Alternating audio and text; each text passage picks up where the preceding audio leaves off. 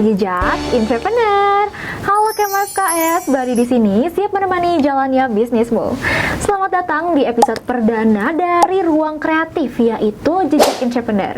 Nah teman-teman, hari ini aku Fiska Monica akan hadir sebagai bari kamu untuk kedepannya.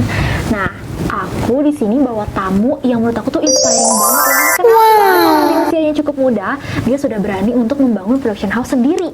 Wah, sampai dinotis Ibu Iren Umar selaku Wakil Menteri Ekonomi Kreatif. Keren banget kan? Aku yakin pasti kalian udah penasaran banget. Nah, maka dari itu kita lihat yuk siapa tamunya. Halo, siapa nih? Halo, kenalin aku Dava Wirjasipa, biasa dipanggil Dava Siva. Aku dari Ilmu Komunikasi, Fakultas Komunikasi dan Ilmu Sosial. Wah, salam kenal Kak Dava. Salam kenal ya. Salam kenal. Kenal Kak Dava, aku Fiska. Jadi sepanjang session ini kakak boleh banget nih manggil aku Fiska atau manggil aku Cey. Oke. Sebelumnya, terima kasih banyak ya Kak karena udah meluangkan waktunya untuk hadir di podcast session pada malam hari ini. Jujur aja ini episode perdana jadi cukup spesial sih. Jadi pertama kali gitu ya. Oke, mungkin karena kita udah perkenalan dan ini baru di awal, aku mulai dari yang santai-santai dulu kali ya. Boleh. Coba aku mau nanya deh. Pasti teman-teman KMFS juga penasaran nih Kak. Kalau ditanya nih, sekarang kakak itu lebih ngerasa sebagai mahasiswa yang sedang menjalankan bisnis atau sebagai pelaku industri kreatif yang kebetulan masih kuliah? Oke, kalau berbicara soal itu aku pastinya menyesuaikan ya. Karena kalau lagi di kampus aku nggak pernah buka-buka soal kerjaan di luar ya. Dan juga kalau misalnya posisinya aku lagi di luar kota gitu, aku kan Daps itu adanya di Cianjur. Jadi otomatis setiap minggu tuh kadang sekarang ini aku pulang pergi Bandung Cianjur. Ya ampun, karena harus ngurusin itu. Jadi kalau misalnya di luar aku posisinya sebagai leader tim aku, kalau di kampus ya ada mahasiswa pada umumnya lah gitu. Kayak gitu. Wah, berarti kakak tetap menjaga keprofesionalan ya. Betul. Sangat konsisten. Aku respect banget. Oke. Terus ya Kak, selama kakak menjalani dua konsistensi ini sekaligus, pernah gak sih kayak ada suatu bentrok di antara kakak menjadi leader dan kakak menjadi mahasiswa gitu? Bentrok sih kayaknya pernah ya waktu itu. Beberapa sih ada. Salah satunya waktu itu pas kejadian ketika aku perlu ke kementerian karena menghadiri undangan ya. Itu acaranya launching Ekrab Hub. Jadi Kementerian Ekrab ngundang aku buat hadir. Itu kan otomatis hari weekday ya. Itu kalau nggak salah hari Rabu gitu.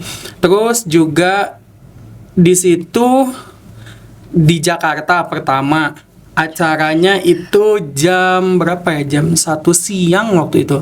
Jam 1 siang. Iya, makanya jam-jamnya kelas kan. Jadi ya mau nggak mau lah gitu. Maksudnya juga kalau aku sih lebih ke kayak kepentingannya apa dulu gitu. Kalau misalnya kepentingannya memang aku harus hadir di situ, terus juga kepentingannya memang ya urgent gitu ya, dan juga memang berbobot gitu ya, bervalue, ya pasti aku ikut gitu. Tapi kalau misalnya enggak ya aku pasti ke kampus gitu.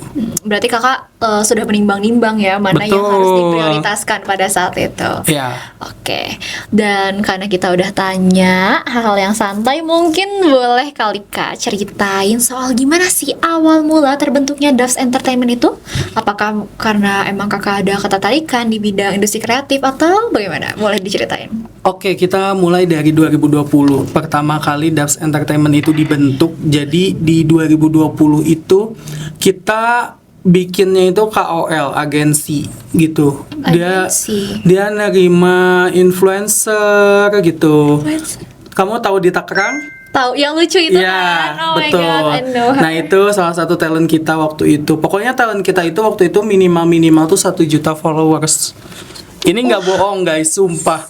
Jadi 2020 sampai 2022 ya bayangin aja, dan waktu itu posisinya aku tuh masih SMP, SMA. Iya, SMP jelang ke SMA gitulah.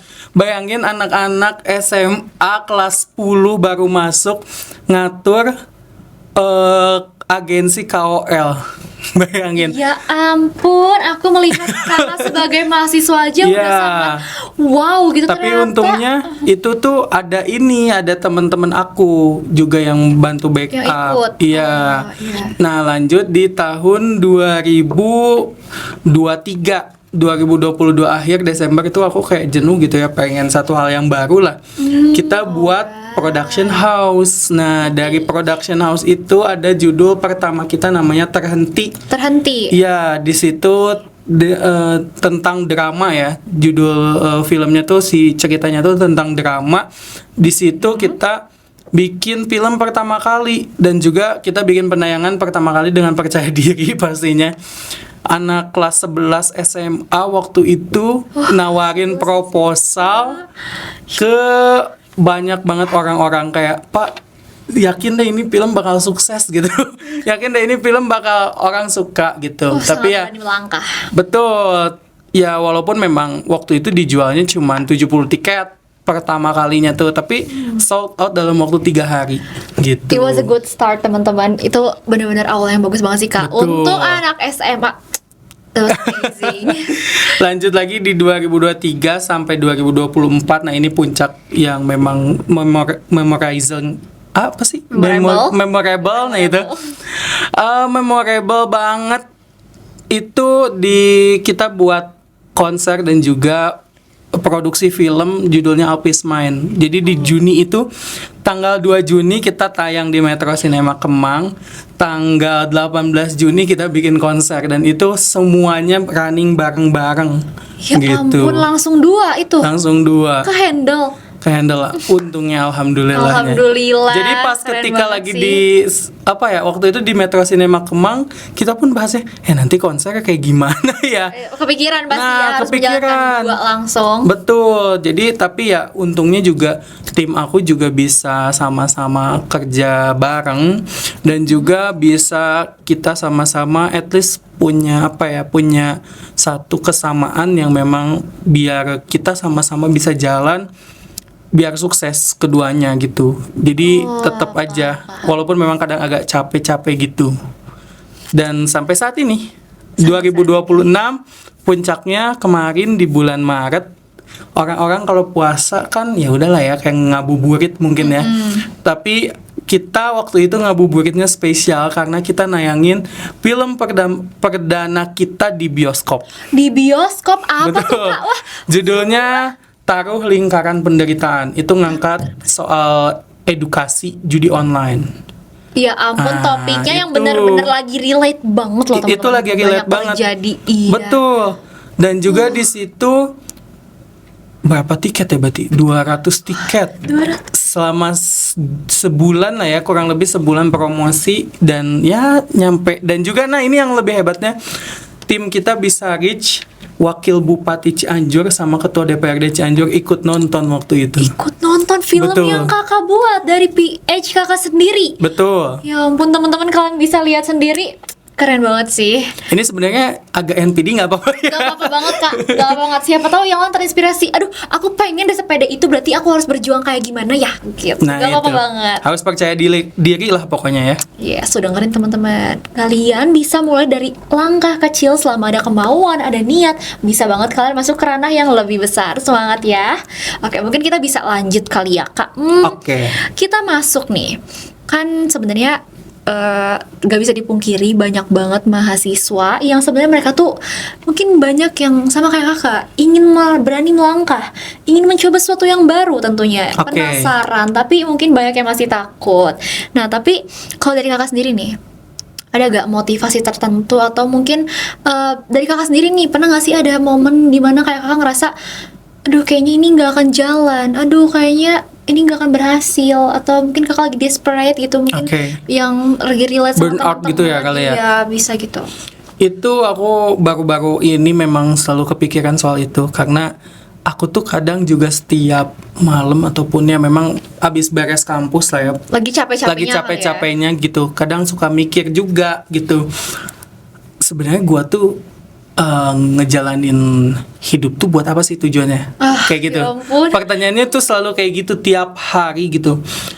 Tapi jadi balik lagi ketika pertanyaan itu dibalik. Awalnya lu ngelakuin kerjaan itu buat apa? Gitu.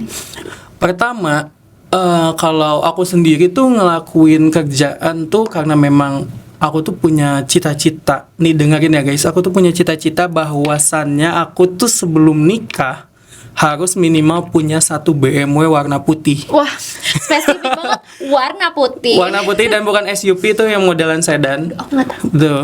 Terus juga satu rumah. Jadi sebenarnya lebih ke kayak aku pengen punya keluarga tuh nantinya udah siap dari segi apapunnya itu.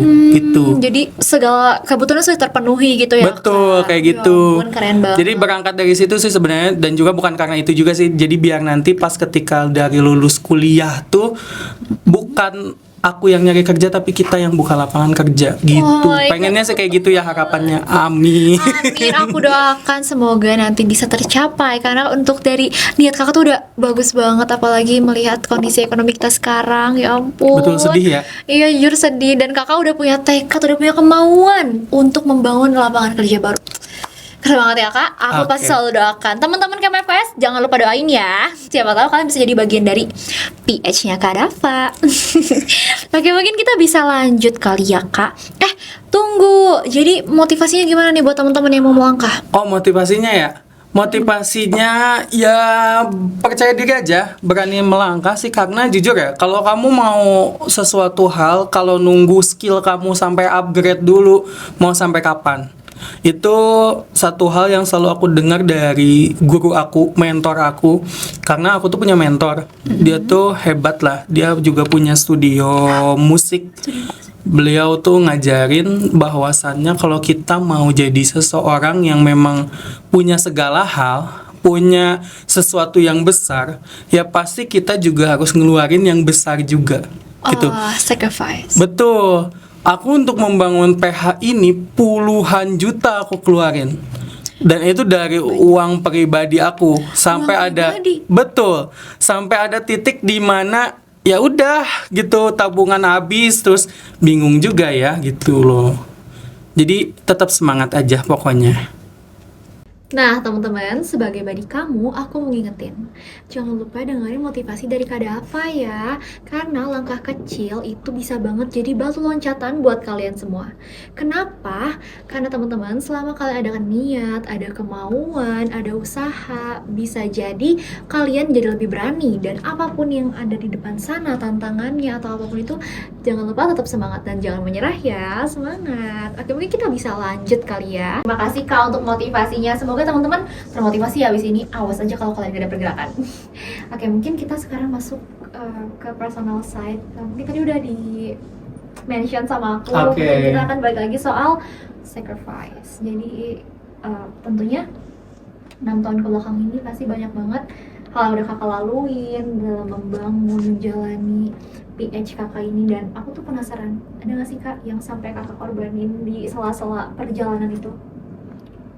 Pastinya banyak banget ya yang dikorbanin, dari mulai uang, terus juga dari mulai tenaga, pikiran, semuanya juga dikorbanin lah.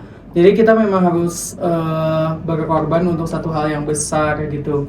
Itu penting banget karena memang kalau misalnya kita nggak mau berkorban untuk satu hal yang besar gitu ya, harus nantinya gitu kita jalaninnya setengah-setengah. Jadi kita harus bisa full gitu. Jadi kalau misalnya kita mau ngelakuin sesuatu, Sepenuh kita hati harus ya. sepenuh hati kayak gitu. Tapi setelah semua itu, pastinya menurut kakak ini worth it dong? Worth it sih. Worth it dalam apa? Maksudnya dari segala pengorbanan yang udah kakak lalu Oh, kepuasan gitu kali ya. sampai akhirnya bisa di titik ini, apakah itu worth it untuk semua yang kakak korbankan? Kalau dibilang worth it sih ya lumayan lah ya. Tapi kalau tingkat kepuasan sih harusnya jangan sampai puas, karena ya kita balik lagi, namanya manusia itu kan nggak pernah ada yang namanya rasa puas pertama. Iya. Dan juga kalau misalnya kita gampang puas, nantinya ketika kita udah cukup sama satu hal itu pasti ya udah gitu aja, kita kan udah rekat nih mau ngapain lagi gitu. Nanti jadi nggak ngejelajah hal-hal baru lagi kayak Iya. gitu. Jadi harus lebih bisa bisa memaksimalkan si cara kerja kita biar ada aja gitu hal yang baru gitu. sama banget nih kayak konsep kita, Badi berpetualang mengikuti jejak entrepreneur. Jadi kalian jangan takut berpetualang teman-teman. Kakak ini udah ngajarin kita kalau sebenarnya kalau kita misalkan punya limit sendiri itu berarti kita bakal terbatas banget ya Kak, nggak bisa Betul. eksplor hal baru. Jadi kayak jangan berhenti bermimpi teman-teman, mimpilah setinggi-tingginya gitu. Tapi mungkin karena tadi kita udah ngasih motivasi ke teman-teman juga ya, kita sekarang mungkin masuk ke sesi reflection. Kalau misalkan sekarang kakak dikasih kesempatan untuk kembali ke masa lalu, ke versi kakak yang masih SMA itu dan bener-bener baru mau memulai DOS Entertainment gitu, apa sih yang kakak bakal bilang ke ke diri kakak sendiri gitu? Mungkin bakal bilang sih lebih fokus lagi gitu buat kedepannya gitu. Karena setelah 6 tahun ini pasti banyak banget yang lika-liku yang didapetin ya pastinya.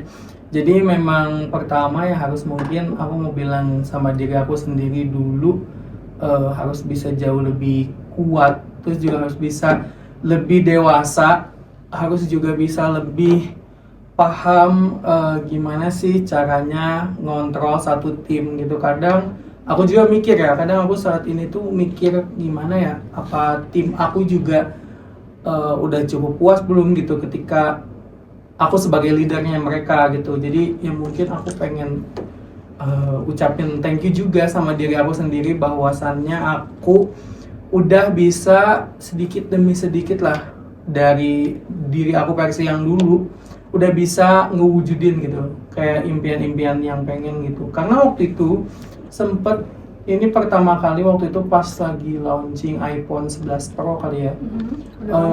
Iya, aku tuh tipikal orang yang nggak pernah ganti HP kecuali urgent banget waktu itu.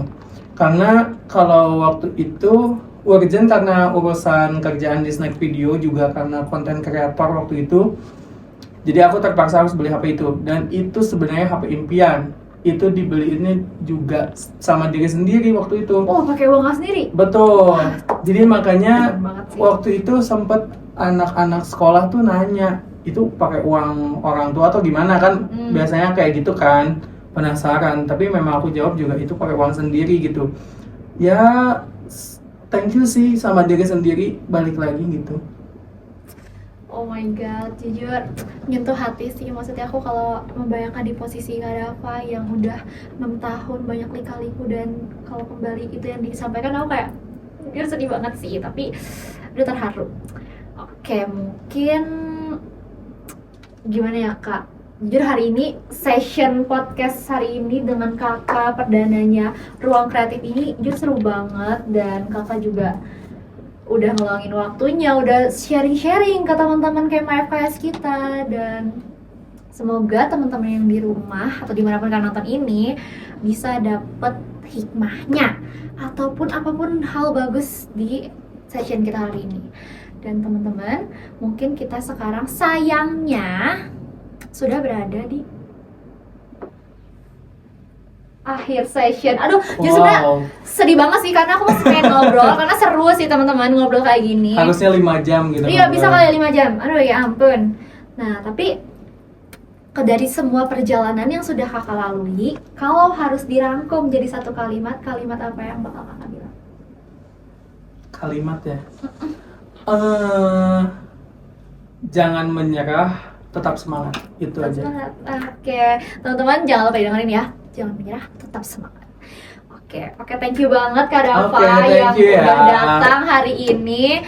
Pastinya teman-teman juga senang banget kakak bisa hadir di episode perdana ini. Jangan kapok-kapok ya Kak. Tapi boleh dong review kayak gimana nih hari ini? Apakah akunya canggung atau gimana nih? Enggak sih, aman-aman aja. Oke, ampun ya teman-teman. Dia by the way dia pertama kali jadi host podcast, dan juga ini pertama kali aku ikut podcast. Biasanya karena jujur ya, sebelum ini pun ada banyak banget tawaran podcast, karena aku tuh nggak suka sebenarnya ketika harus membicarakan hal-hal yang memang jadi perjalanan aku sama orang lain. Karena bagi aku apa ya, satu hal itu memang harus disampaikan ketika memang kita udah jadi orang sukses gitu. Jadi aku merasa belum kapasitasnya aku lah, tapi kalau misalnya ini kan ibaratnya buat sharing session sama teman-teman mahasiswa yang lainnya gitu. Iya. Jadi ya kita sama-sama lah bisa ngobrol gitu. Dan juga untungnya di podcast pertama ini juga ya dari BEM ya. Iya, dari BEM. Di BEM ini tuh pertama kali podcast, luar biasa keren sih. Udah Wah, terima terkonsep kasih ya. banyak Kak. Ruang kreatif. Oke teman-teman yang udah nonton ataupun dengerin, makasih banyak dan jangan lupa tetap semangat, dan mungkin bisa kali Kak kita tagline buat terakhir. Boleh, mungkin boleh. ya. Gimana tagline-nya? Gini nih Kak. Badi berpetualang mengikuti jejak entrepreneur. Gimana? Badi itu maksudnya tapi nggak gini ya. Badi itu maksudnya kita teman mereka. Badi itu apa sih? Teman Kak. Oh, teman. BUDDY. Oh, teman. oke. Iya. Jadi kita sebagai teman-teman mahasiswa yang ingin memulai bisnis gitu. Oh, oke, oke. Menemani untuk mereka menjalani bisnis gitu Kak. Oke. Kita sebagai badi mereka di sini. Badi. Ya. Badi berpetualang mengikuti jejak entrepreneur. Oke ya. Oke, game mulai. Yo. 1, 2, 3. Badi berpetualang mengikuti Salah. Siapa yang salah? Kok yang salah? Mohon maaf. Sorry guys, ini jadi apa kayak? Oke. Ulang ya. Oke, ulang lagi. Ulang ya. Badi berpetualang. Petualangan lupa teman-teman bener kali ini ya. Oke, kita mulai. Oke. 1, 2, 3. Badi berpetualang mengikuti jejak entrepreneur. See you di episode selanjutnya teman-teman. Oke, terima kasih banyak. Bye bye.